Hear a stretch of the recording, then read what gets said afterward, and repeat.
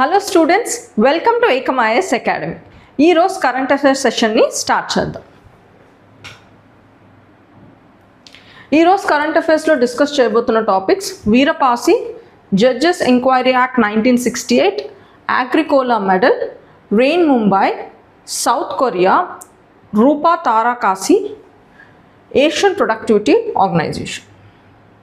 First మనం వీరపాసి అనే టాపిక్ని డిస్కస్ చేద్దాం. వీరపాసి అనే టాపిక్ మనకి కల్చర్ హిస్టరీలో కల్చర్ డైమెన్షన్లో కవర్ అవుతుంది అన్నమాట. న్యూస్ కాంటెక్స్లోకి వస్తే recently statue of Veera Pasi often remembered as a forgotten hero of revolt of 1857 was unveiled in Raebareli. మనకి 1857 మోడర్న్ ఇండిపెండెంట్ ఇండియన్ హిస్టరీలో చదువుతాం కదా. సో మన 1857 రివోల్ట్లో ఒక లీడర్ అయిన వీరపాసి స్టాట్యూని మనకి యూపీలో రాయ్బరీలో ఇనాగ్రేట్ చేశారని ఈ న్యూస్ చెప్తుంది. సో మనం ఎగ్జామ్ పర్స్పెక్టివ్లో వీరపాసి గురించి తెలుసుకోవాలన్నమాట. సో వీరపాసి అతను నిజం పేరు ఏంటంటే శివదీన్ పాసి. ఇతను 19th century warrior and army commander from Raebareli, Uttar Pradesh, who played a heroic role in the 1857 revolt. So ఇతని హిస్టారికల్ కాంటెక్స్ట్ ఎక్కడ అంటే మనకి 1857లో రివోల్ట్లో ఇతను చాలా క్రూషియల్ రోల్ ప్లే చేశారన్నమాట. సో ఇతను పుట్టింది November 11, 1835 in Lodhwari village and he was orphaned early and lived with his sister అన్నమాట. సో ఇతనికి వీరా అనే పేరు ఎలా వచ్చిందో ఇక్కడ చెప్తున్నారు. In a local dialect a brother living with his sister family was affectionately called Veerana, which eventually evolved in to a name Veera. So అక్కడ local tradition ప్రకారం తమ్ముడు అక్క ఫ్యామిలీతో నివసిస్తే వాళ్ళని వీరనా అంటారన్నమాట.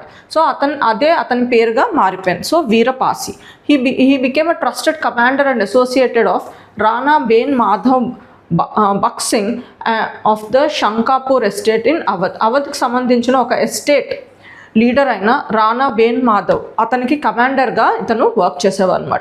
సో బ్రిటిష్ ఫోర్సెస్ మనకి రాణా బేన్ మాధవ్ని అటాక్ చేసినప్పుడు ఇతను చాలా ధైర్యంగా అతన్ని ఎస్కేప్ చేయించడం జరిగిందన్నమాట. సో అందుకే ఇతను న్యూస్లో ఉన్నారు. Next, judges enquiry act 1968. So judges enquiry act 1968 మనకి న్యూస్లో ఉంది. సో ముఖ్యంగా న్యూస్లో ఎందుకు ఉందంటే the judges enquiry committee investigating allegations concerning justice Yashwant Varma submitted report to Lok Sabha speaker. So మనకి జడ్జెస్ ఎంక్వైరీ కమిటీ ఒకటి ఫామ్ అయ్యి, ముఖ్యంగా అది ఎందుకు ఫామ్ అయిందంటే జస్టిస్ యశ్వంత్ వర్మ ఇతని మీద ఎంక్వైరీ చేసి దాని రిపోర్ట్ అన్నది మనకి లోక్సభ స్పీకర్కి సబ్మిట్ చేశారు. సో ఈ జస్టిస్ యశ్వంత్ వర్మ అండ్ ఇతని మీద ఉన్న కమిటీ ఎందుకు ఫామ్ అయిందో తెలుసుకోవడానికి మనం కొంత బ్యాక్గ్రౌండ్ ఇన్ఫర్మేషన్ తెలుసుకోవాలి. ముఖ్యంగా మనకి జస్టిస్ యశ్వంత్ వర్మ ఇతను చీఫ్ జస్టిస్ ఆఫ్ ఢిల్లీ హైకోర్టులో ఢిల్లీ హైకోర్టులో చీఫ్ జస్టిస్గా వర్క్ చేసేవారు అనమాట. సో ఇతనికి మార్చ్ 2025లో ఈ టైంలో ఏమైందంటే, సో జస్టిస్ యశ్వంత్ వర్మ వాళ్ళ ఇంటి మీద మనకి అది ఫైర్ యాక్సిడెంట్ జరిగింది. సో ఈ ఫైర్ యాక్సిడెంట్లో ఏంటంటే కంట్రోల్ చేస్తున్నప్పుడు ఒక రూమ్లో చాలా డబ్బు దొరికిందన్నమాట. సో దానివల్ల ఇతని మీద కరప్షన్ ఛార్జెస్ పడ్డాయి. సో ఈ కరప్షన్ ఛార్జెస్ మీద పార్లమెంట్లో ఇతని మీద ఇంపీచ్మెంట్ ప్రాసెస్, జడ్జెస్ రిమూవల్ ప్రాసెస్ని ఇంపీచ్మెంట్ అంటారు. సో ఇంపీచ్మెంట్ ప్రాసెస్ అన్నది ఇనిషియేట్ అవ్వడం జరిగింది. సో ఆ ఇంపీచ్మెంట్ ప్రాసెస్లోనే ఇతని మీద ఎంక్వైరీ కమిటీ ఒకటి ఏర్పడిందన్నమాట. అదే జడ్జెస్ ఎంక్వైరీ కమిటీ. సో ఈ ఎంక్వైరీ కమిటీ రిపోర్ట్ తయారు చేసి మనకి లోక్సభ స్పీకర్కి ఇవ్వడం జరిగింది. సో మనం ఇప్పుడు ఎగ్జామ్ పర్స్పెక్టివ్లో ఈ జడ్జెస్ ఎంక్వైరీ యాక్ట్ అలాగే మనకి జడ్జెస్ రిమూవల్ ప్రాసెస్, ముఖ్యంగా సుప్రీంకోర్టు అండ్ హైకోర్టు రిమూవల్ ప్రాసెస్ని మనం తెలుసుకోవాలన్నమాట. So, the Constitution provides that judge can be removed only by an order of the President based on the motion passed by both the House of the Parliament. So, Constitutional ఏమని చెప్తుందంటే judge అన్న వాళ్ళు only ప్రెసిడెంట్తో remove చేయవచ్చు and ఆ president కూడా మనకి parliament pass చేసిన motion మీద ఆధారపడే ప్రెసిడెంట్ జడ్జిని రిమూవ్ చేయవలసి ఉంటుంది అని చెప్పారు. సో రిమూవల్ ప్రాసెస్ గురించి మనకి సుప్రీంకోర్టు జడ్జెస్ రిమూవల్ ప్రాసెస్ గురించి మనకి కాన్స్టిట్యూషనల్లో ఆర్టికల్ 124 4లో మనకి ప్రస్తావించబడింది. అలాగే హైకోర్ట్ జడ్జ్ రిమూవల్ ప్రాసెస్ గురించి మనకి ఆర్టికల్ 218లో చెప్పబడింది అనమాట. So and procedure for removal of judges ఉంది కదా, ఇది ఎక్కడ మనకి మెన్షన్ అయి ఉందంటే ఒక యాక్ట్లో, judges enquiry act 1968. So judge removal process ఎలా ఉంటుందో అన్నది, ఈ ప్రొసీజర్ అన్నది మనకి ఈ particular act, that is judges enquiry act 1968లో ఉంది అన్నమాట. సో కాన్స్టిట్యూషనల్లో రిమూవల్ ప్రాసెస్ డీటెయిలింగ్గా లేదు, కానీ రిమూవ్ ఎవరు చేయాలి, ఎలా చేయాలో అన్నది చెప్పారన్నమాట. సో జడ్జెస్ ఎంక్వైరీ యాక్ట్ 1968లో provisions. It provides statutory framework for the removal of judges of the supreme court and high court of India. So judges of supreme court and high court జడ్జెస్ని రిమూవ్ చేయడానికి ఉన్న ప్రొసీజర్ ఇక్కడ ఉంది మాట. So criteria for removal of judges ఏంటి? ఒకటి misbehaviour, ఇంకొకటి incapacity. So ఈ క్రైటీరియా అన్నది కాన్స్టిట్యూషనల్లో డిఫైన్ అయితే చేయలేదు. మిస్బిహేవియర్ అండ్ ఇన్కెపాసిటీ అని ఉంది, కానీ ఎప్పుడు ఏం చేస్తే మిస్బిహేవియర్ అవుతుంది, ఎప్పుడు ఇన్కెపాసిటీ అవుతుందో అన్నది డిఫైన్ చేయలేదు. కానీ సుప్రీంకోర్ట్ వేరియస్ జడ్జ్మెంట్స్ ద్వారా, కొన్ని ఒపీనియన్స్ ద్వారా మనకి ఈ మిస్బిహేవియర్ ఇన్కెపాసిటీ అన్నది డిఫైన్ చేయడం జరిగింది అన్నమాట. Opinion in various cases that wilful misconduct in the office, corruption, lack of integrity or any other offense involving moral turpitude would constitute misbehavior. అంటే సుప్రీంకోర్ట్ మిస్బిహేవియర్ అని ఎప్పుడు పరిగణిస్తుందంటే, తెలిసి మనకి కరప్షన్ చేసిన, ల్యాక్ ఆఫ్ ఇంటిగ్రిటీ ఉన్నా, లేకపోతే ఆఫీస్ పవర్ని misuse చేసుకొని లైక్ ఎథికల్గా బిహేవ్ చేయకపోతే దాన్ని మిస్బిహేవియర్గా పరిగణిస్తారు. అండ్ ఇన్కెపాసిటీ అంటే మెడికల్ కండిషన్ వల్ల, అంటే ఫిజికల్గా అయినా మెంటల్గా అయినా మెడికల్ అన్ఫిట్గా ఉంటే అప్పుడు ఇన్కెపాసిటీగా భావిస్తారు అన్నమాట. సో ప్రాసెస్ ఏంటో చూద్దాం. Removal motion is introduced in the parliament. అంటే మనకి ఏదైనా ఈ రెండు రీజన్స్లో ఏదైనా, ఇప్పుడు విల్ఫుల్ మిస్కండక్ట్ ఆర్ మిస్బిహేవియర్, ఇప్పుడు మనకి జస్టిస్ యశ్వంత్ వర్మ గారిది మనకి ఈ క్రైటీరియా కింద వస్తుంది, మిస్బిహేవియర్. సో అలాంటి క్రైటీరియా వచ్చినప్పుడు ఫస్ట్ మనకి రిమూవల్ మోషన్ అన్నది పార్లమెంట్లో మనకి ఇంట్రడ్యూస్ చేయాలన్నమాట. సో ఇంట్రడ్యూస్ చేయడానికి లోక్సభలో అయితే అది అట్లీస్ట్ 100 MPs ఆ రిమూవల్ మోషన్ని సైన్ చేయాలి. రాజ్యసభలో అట్లీస్ట్ 50 MPs ఆ మోషన్ని సైన్ చేయాలి. ఈ రెండు క్రైటీరియాస్ మ్యాచ్ అయితేనే chairman or speaker of that house will admit the motion. So removal మోషన్ని అడ్మిట్ చేయడానికి మినిమం ఈ క్రైటీరియా అన్నది సాటిస్ఫై అవ్వాలి. సో ఒకసారి ఈ క్రైటీరియా సాటిస్ఫై అయిపోయి మనకి chairman or speaker of Lok Sabha or chairman of Rajya Sabha ఆ మోషన్ని అడ్మిట్ చేయగానే మనకి 3 member ఎంక్వైరీ కమిటీ అన్నది ఫామ్ అవుతుంది. ఈ 3 member ఎంక్వైరీ కమిటీలో ఎవరు ఉంటారంటే మనకి సుప్రీంకోర్టు CJI అయినా, లేకపోతే సుప్రీంకోర్టు జడ్జ్ అయినా ఒక మెంబర్గా, అండ్ అలాగే హైకోర్టు CJI ఇంకొక మెంబర్గా, అండ్ డిస్టింగ్విష్డ్ జ్యూరిస్ట్ ఇంకొక మెంబర్గా, ఇలా ముగ్గురు మెంబర్స్తో ఒక కమిటీని ఏర్పాటు చేస్తారు. ఎందుకు? మనకి ఎవరి మీద మనకి ఆ మోషన్ పాస్ అవుతుందో వాళ్ళ యాక్షన్స్ మీద ఎంక్వైరీ చేయడానికి అన్నమాట. సో ఈ కమిషన్ ఇచ్చిన ఈ రిపోర్ట్ మీదగానే మనకి యాక్షన్ ఇంపీచ్మెంట్ ప్రాసెస్ అన్నది ఆధారపడి ఉంటుంది. సో ఈ కమిషన్ అన్నది ఎవిడెన్సెస్ అన్నీ చూసుకొని ఒక రిపోర్ట్ తయారు చేసి ఆ రిపోర్ట్ని స్పీకర్కైనా చైర్మన్కైనా ఇస్తారు. సో ఇప్పుడు మనం న్యూస్లో చూసాం కదా, ఇప్పుడు న్యూస్లో ఎందుకుందంటే మనకి జస్టిస్ యశ్వంత్ వర్మ మీద జడ్జెస్ ఎంక్వైరీ కమిటీ ఫామ్ అయ్యి ఆ రిపోర్ట్ అన్నది లోక్సభ స్పీకర్కి ఇవ్వడం జరిగింది. అందుకే ఇది న్యూస్లోకి వచ్చిందన్నమాట. So next, if charges are proved, both house of the parliament must pass the motion. So charges అన్నవి ఆ ఎంక్వైరీ కమిటీ ఇచ్చిన దాంట్లో చార్జెస్ అన్నవి ప్రూవ్ అయ్యి అండ్ ఆ పర్సన్ గిల్టీగా ప్రూవ్ అయితే మనకి పార్లమెంట్లో మోషన్ అన్నది పాస్ అవ్వాలి. దానికి ఎంత మెజారిటీ ఉండాలంటే ప్రతి house every house must pass the motion with majority of total membership and 2/3 of the members present and voting. ఇది గుర్తుంచుకోండి.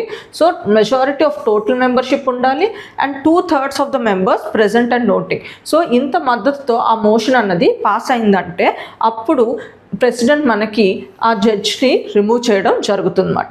ఒకవేళ ఆ పర్టికులర్ రిపోర్ట్లో మనకి ఆ పర్సన్ గిల్టీ కాదని తేలిందంటే ఆ కమిటీ ఇచ్చిన రిపోర్ట్ ప్రకారం ఆ ప్రొసీడింగ్స్ మనకి ఇప్పుడు స్టార్ట్ అయ్యి కదా ఇంపీచ్మెంట్ ప్రాసెస్, జడ్జెస్ రిమూవల్కి, ఆ ప్రొసీజర్ అనేది అక్కడితో ఆగిపోతుంది అన్నమాట. అంటే ఇక్కడ పార్లమెంట్ ఏ పర్టికులర్ ఓటింగ్ చేయవలసిన అవ్వకుండా ఆగిపోతుంది అన్నమాట. సో ఇలా మనకి జడ్జెస్ ఎంక్వైరీ యాక్ట్లో ఏమంటే మనకి ఏ ప్రాసెస్ ద్వారా జడ్జెస్ని రిమూవ్ చేయాలి, ముఖ్యంగా హైకోర్టు అండ్ సుప్రీంకోర్టు జడ్జెస్ని రిమూవ్ చేయాలో మనకి ఉంటుంది.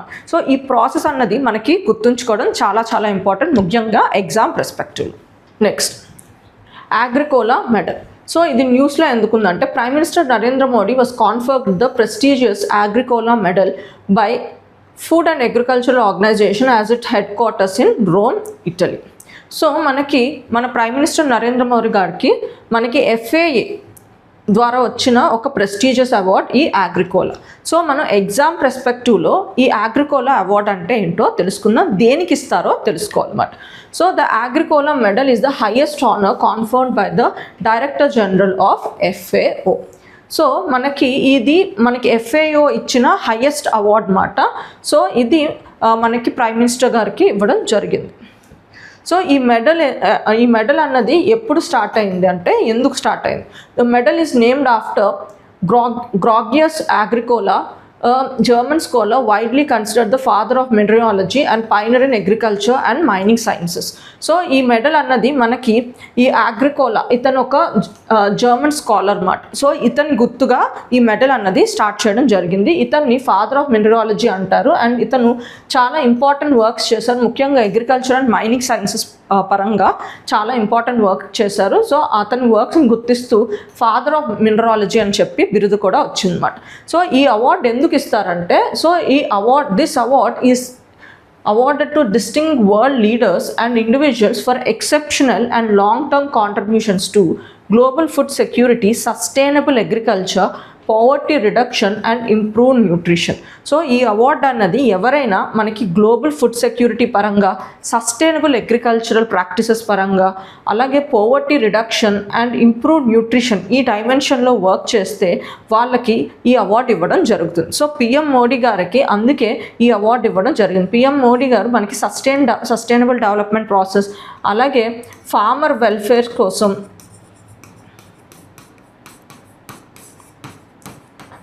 రూరల్ డెవలప్మెంట్,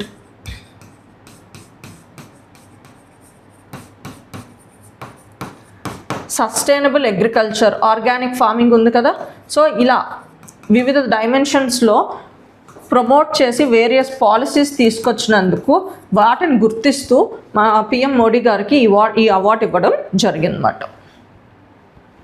సో ఇప్పుడు ఫుడ్ అండ్ అగ్రికల్చర్ ఆర్గనైజేషన్ గురించి కూడా కొన్ని వివరాలు తెలుసుకుందాం. It is a specialised agency of the United Nations. ఇది యునైటెడ్ నేషన్స్కి సంబంధించిన ఒక స్పెషలైజ్డ్ ఏజెన్సీ అన్నమాట. సో ఇది ముఖ్యంగా ఏ డైమెన్షన్లో వర్క్ చేస్తుందంటే హంగర్ అండ్ ఫుడ్ సెక్యూరిటీ డైమెన్షన్లో ఇది వర్క్ చేయడం జరుగుతుంది. ఇది it founded on 16th October 1945. And members ఎవరు అంటే మనకి 195 మెంబర్స్ ఉన్నారు, 194 countries and the European Union అన్నమాట. దీని హెడ్ క్వార్టర్స్ మనకి ఎక్కడుందంటే రోమ్, ఇటలీలో దీని హెడ్ క్వార్టర్స్ ఉంది. నెక్స్ట్, ప్రగతి 2026 ఎక్సర్సైజ్ మాట. సో ఇది న్యూస్లో ఎందుకుందంటే ఇది ఒక మల్టీలేటరల్ మిలిటరీ ఎక్సర్సైజ్ మాట. అంటే మల్టిపుల్ కంట్రీస్ ఫామ్ అవుతూ చేసే ఎక్సర్సైజ్ని ఇది మల్టీలేటరల్ మిలిటరీ ఎక్సర్సైజ్ అంటారు. సో ఇది మనకి ఎక్కడ మనకి ఇప్పుడు అవుతుందంటే మేఘాలయలో అవుతుందన్నమాట. సో ఈ ప్రగతి అంటే ఏంటి? Partnership of regional armies for growth and transformation in Indian Ocean region. So Indian Ocean region గురించి ప్రొటెక్షన్ గురించి ఫామ్ అయిన పార్ట్నర్షిప్ మాట.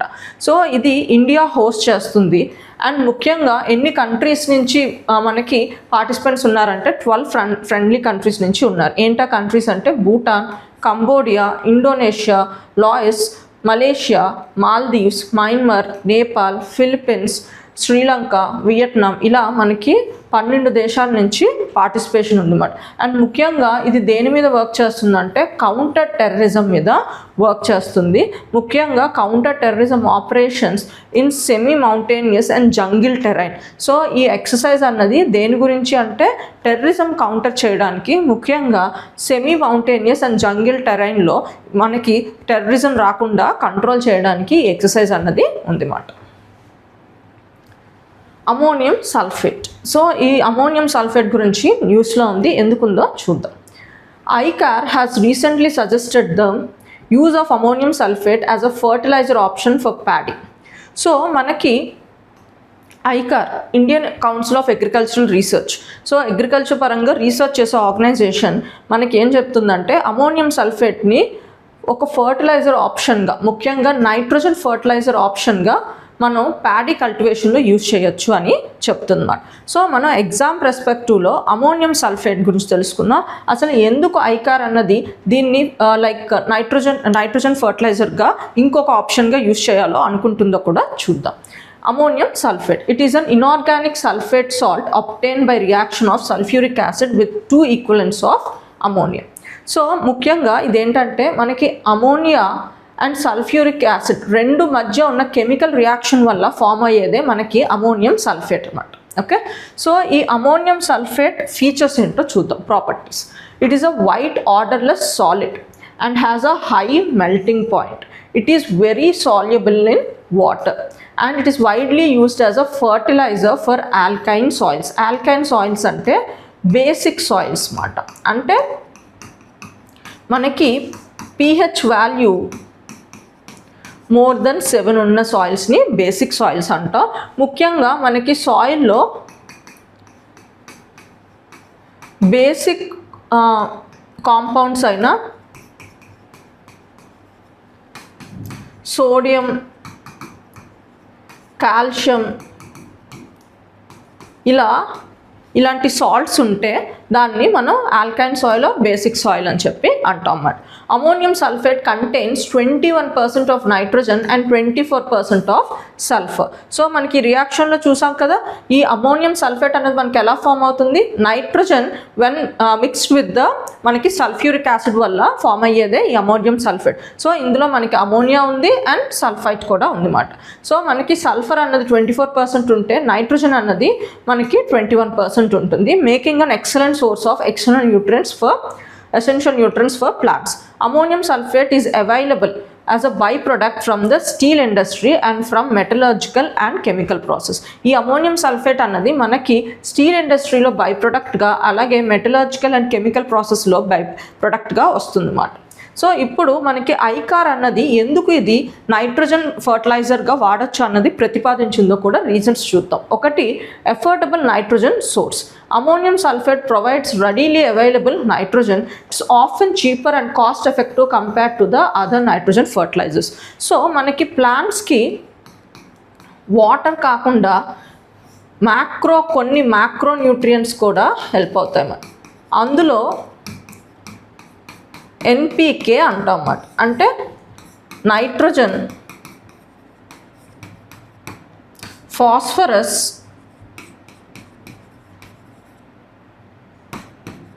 And potassium.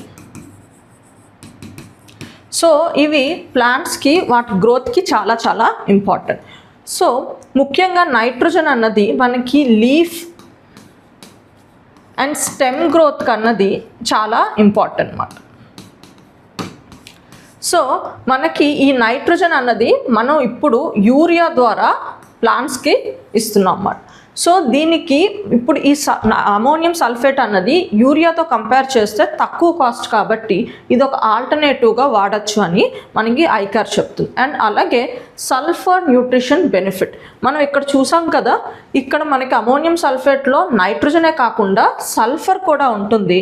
సో మనకి ఈ అమోనియం సల్ఫేట్లో మనకి సల్ఫర్ కూడా వస్తుంది కాబట్టి అది కూడా చాలా చాలా ప్లాంట్కి గ్రోత్కి చాలా ఇంపార్టెంట్. ఎందుకంటే మనకి క్లోరోఫిల్ ఫార్మేషన్లో, ప్రోటీన్ క్వాలిటీ గ్రెయిన్స్ రావడంలో, అలాగే క్రాప్ ఈల్డ్ పెరగడంలో సల్ఫర్ అన్నది చాలా చాలా హెల్ప్ అవుతుంది అన్నమాట.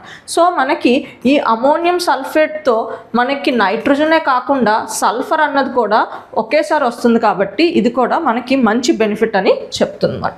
Next, suitable for paddy soils. Paddy soils are usually waterlogged. The ammonium form of nitrogen is more stable in flooded conditions.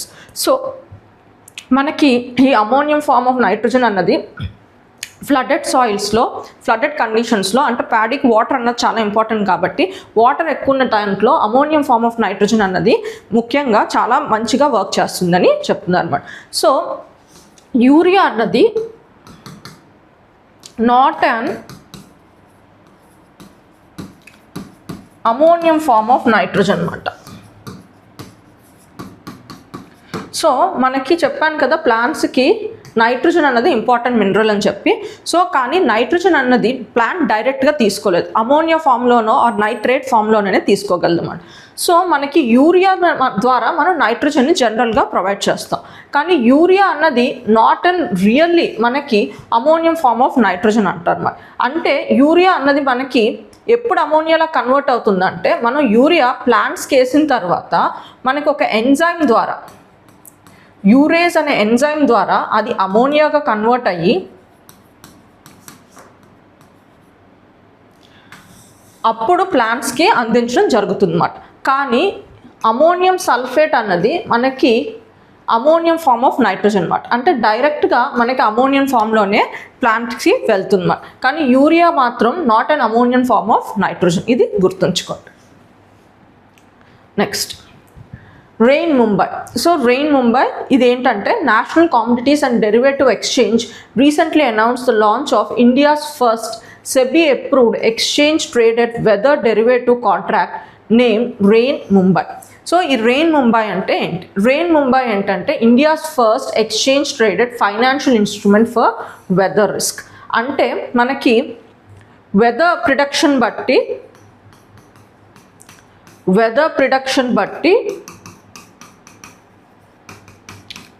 మనకి ఇన్సూరెన్స్ ప్రొవైడ్ చేస్తున్నారు అన్నమాట. ఓకే, దాన్నే రెయిన్ ముంబై అని చెప్పి అంటున్నారు. అంటే మనకి ఫర్ ఎగ్జాంపుల్ ఇప్పుడు రెయిన్ఫాల్ అన్నది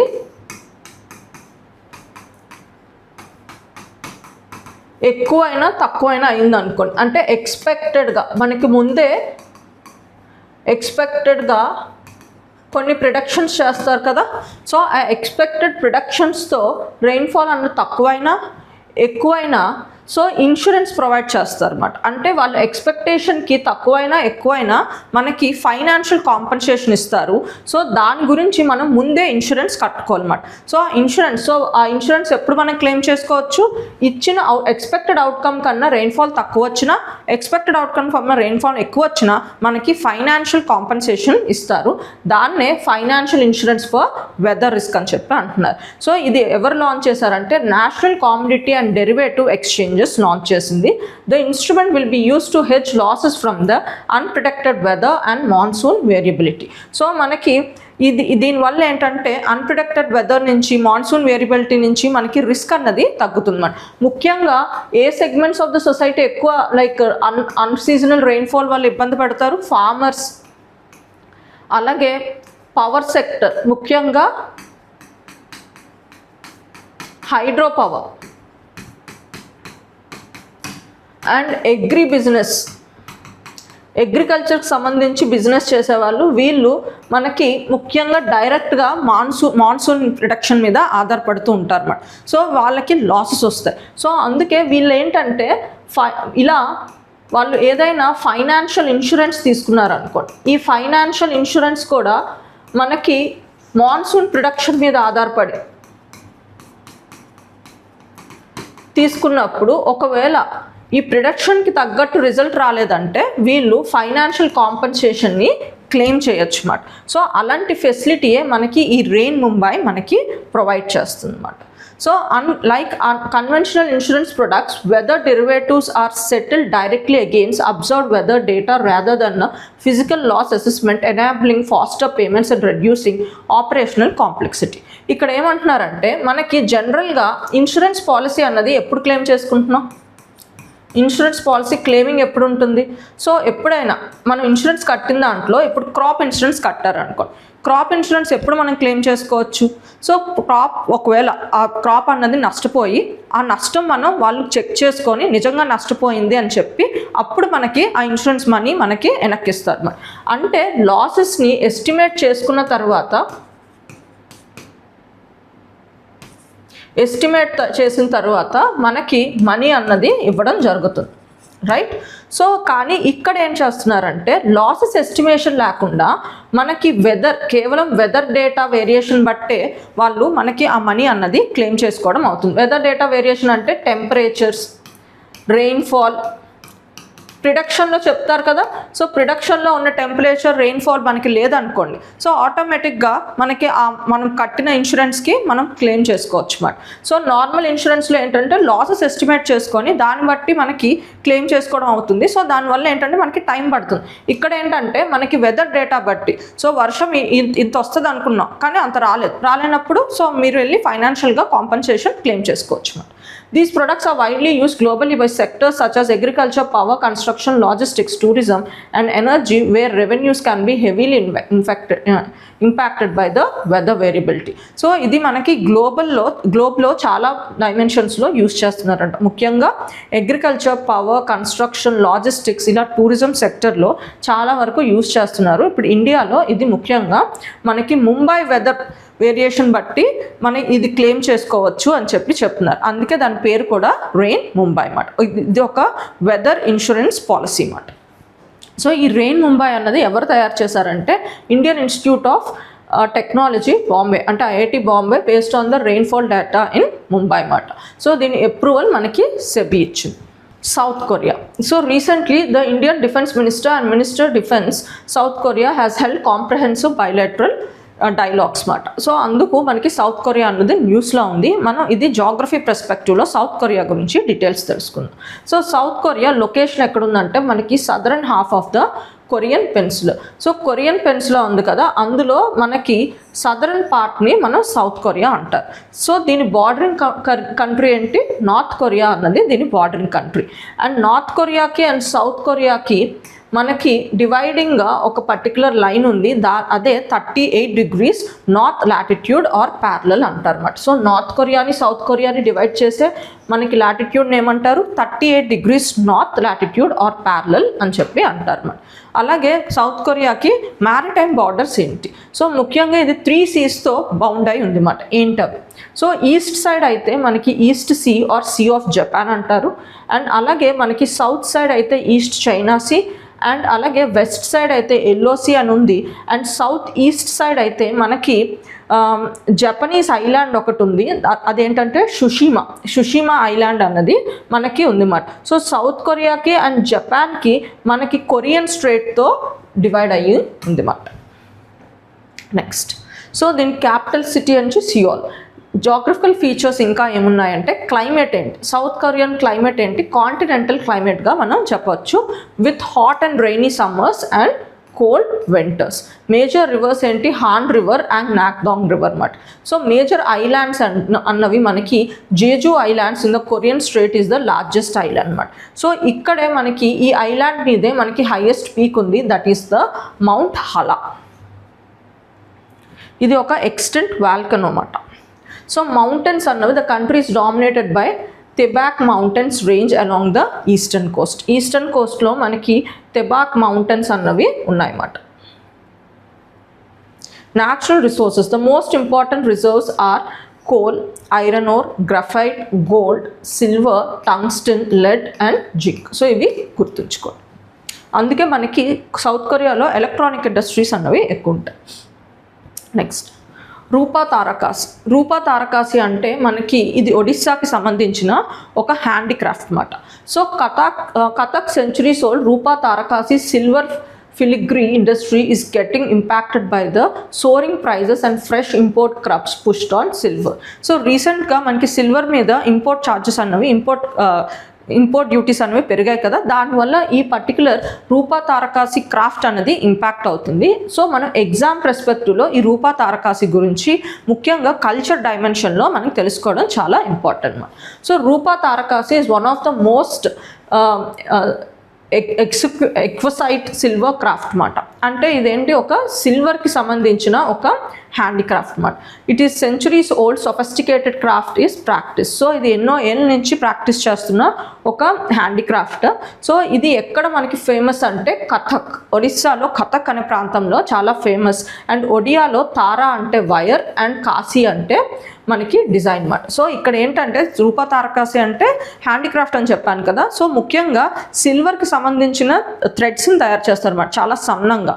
సో ఆ థ్రెడ్స్తో అల్లి మనకి డిఫరెంట్ డిజైన్స్ ఆర్ డిఫరెంట్ జ్యువెలరీని తయారు చేస్తారు. దాన్నే రూపా తారకాసి అని చెప్పి అంటారు అన్నమాట. ఆరిజిన్ అన్నది మనకి ఎగ్జాక్ట్గా తెలియకపోయినా సో మనకి 12th centuries నుంచి ఇది ఉంది అని చెప్పి చెప్తున్నారు అన్నమాట. సో ఇది ముఖ్యంగా దీన్ని ప్యాటర్నైజ్ ఎవరు చేశారంటే ముఘల్స్ చేశారు. అండ్ కథక్లో ఓవర్ ద ఇయర్స్ ఇది మనకి జనరేషన్స్ చేస్తూనే ఉన్నారన్నమాట. అండ్ ప్రాసెస్ ఎలా చేస్తారు? As a part of Rupa Tarakasi silver bricks are transformed into fine wires of oils use to create jewellery, artefacts and show pieces. So ఇలా మనకి సిల్వర్ థ్రెడ్స్ని తయారు చేసి ఇలా షో పీసెస్ అయినా జ్యువెలరీని అయినా తయారు చేస్తారు.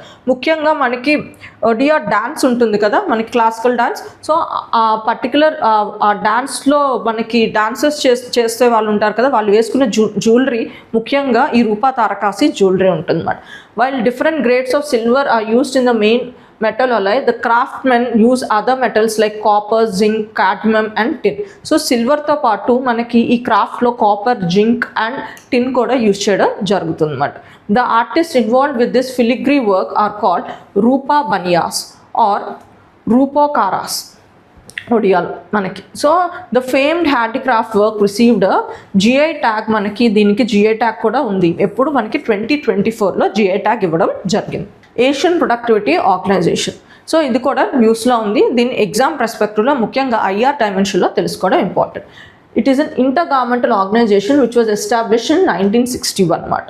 సో ఇది ముఖ్యంగా దేని గురించి అంటే enhancing productivity for sustainable socio economic development through mutual cooperation and knowledge sharing.